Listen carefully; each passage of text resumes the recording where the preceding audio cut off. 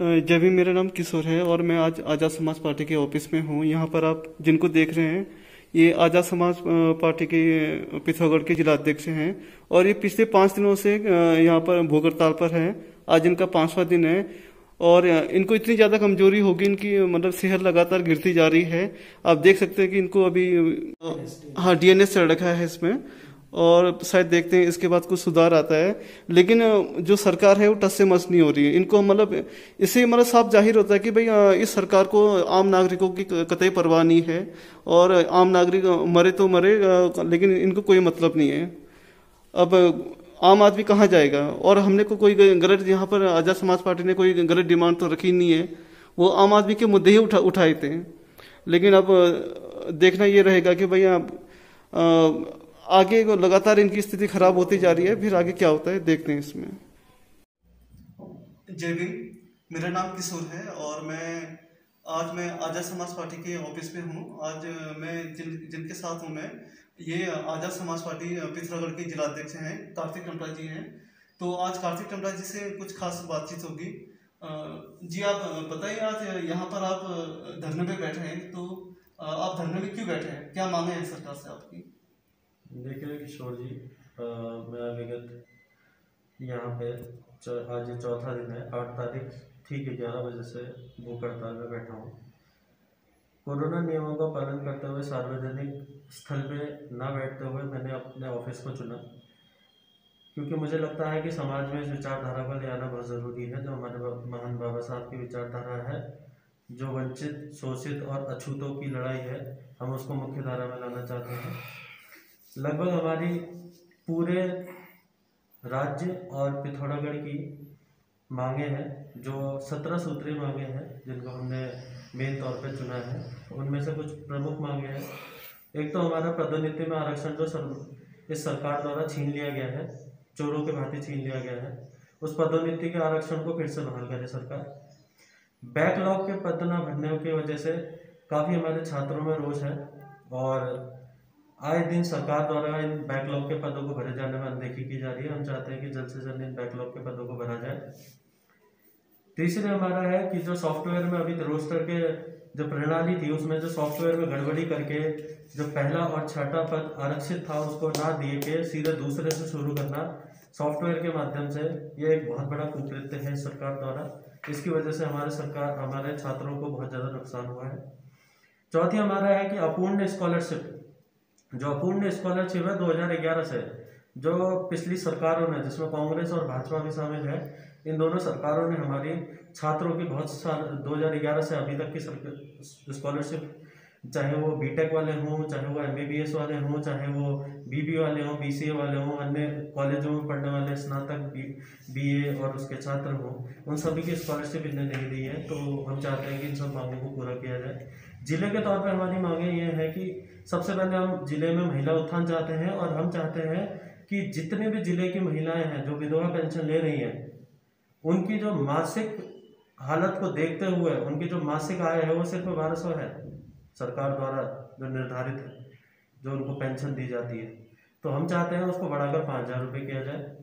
जितनी भी समाज में हमारी महिलाएं हैं जिनके पति मानसिक और शारीरिक रूप से सक्षम नहीं है पैसे कमाने में और धन को कमाने में, तो हम चाहते हैं उनको भी 5000 रुपये बेरोजगारी मासिक भत्ता दिया जाए।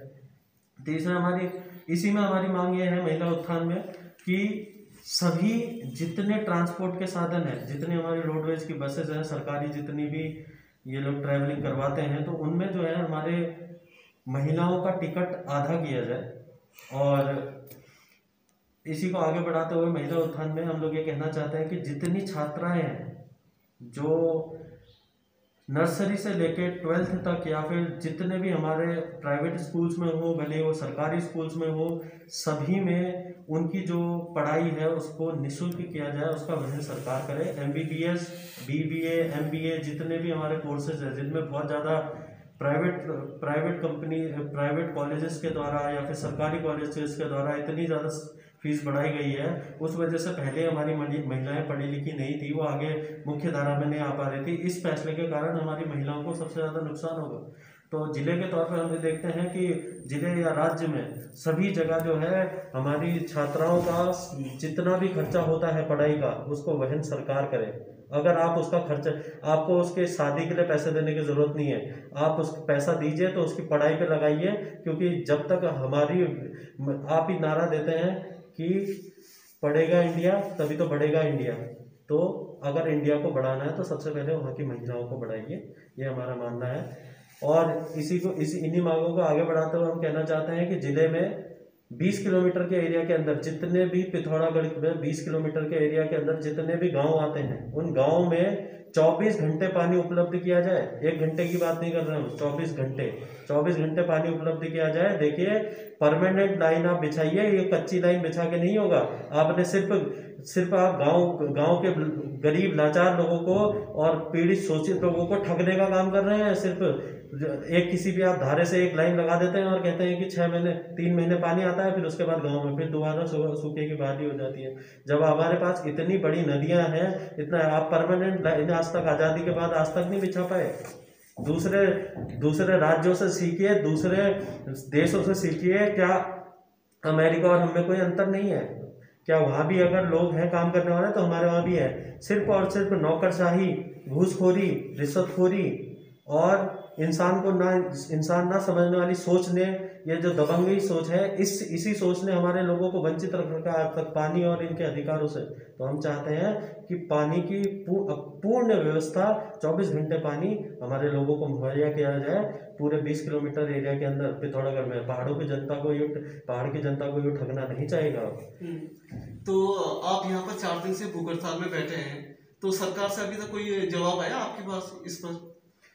देखिए, मुझे यहाँ 4था दिन है और काफ़ी मुझे वीकनेस भी है, मगर सरकार द्वारा अभी तक कोई भी संज्ञान नहीं लिया गया है। डीएम साहब को हमने अपने ज्ञापन के माध्यम से हमने डीएम साहब को भी सूचित कराया था और मुख्यमंत्री जी को भी सूचित कराया था कि हमारी मांगें पूरी करिए, मगर ये हमारा प्रशासन सोया हुआ है। हम चाहते हैं कि ये शासन और प्रशासन संज्ञान में ले और जल्द से जल्द इसमें कार्रवाई करने की स्थिति में आए, वरना ये भूख हड़ताल जारी रहेगी और ये भूख हड़ताल को खत्म हम नहीं करने वाले अभी।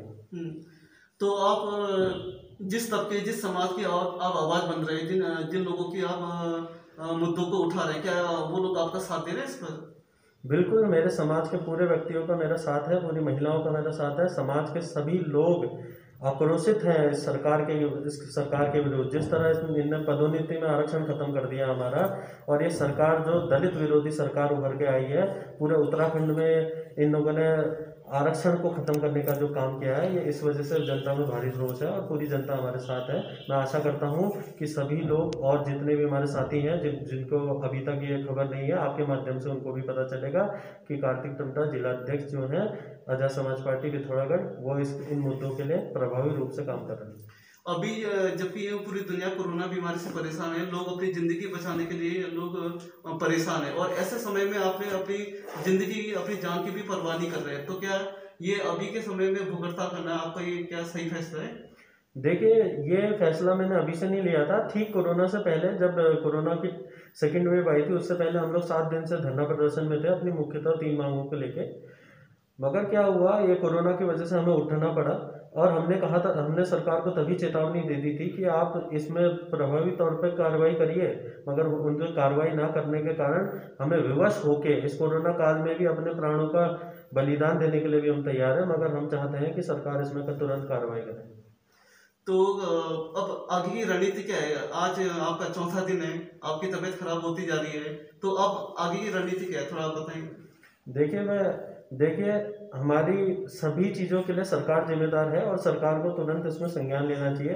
अगर इस दौरान मेरी मृत्यु होती है या फिर मेरे साथ कोई भी हानि होती है, तो उसके लिए जिम्मेदार मैं नहीं रहूँगा या फिर समाज नहीं रहेगा, इसके लिए सरकार रहेगी, क्योंकि हम सरकार से मांग कर रहे हैं। सरकार हमारी माँ बाप है, हम अपने हक अधिकार के लिए लड़ रहे हैं और उसे इनको संज्ञान में लेना चाहिए और इसके लिए सरकार जिम्मेदार है पूरी तरह। तो आप साथियों, आप देखते हैं आज हमने जो बात की आजाद समाज पार्टी के पिथौरागढ़ के जिलाध्यक्ष कार्तिक टमटा जी से, और उनकी सेहत लगातार गिरती जा रही है, लेकिन सरकार है कि टस से मस नहीं हो रही है।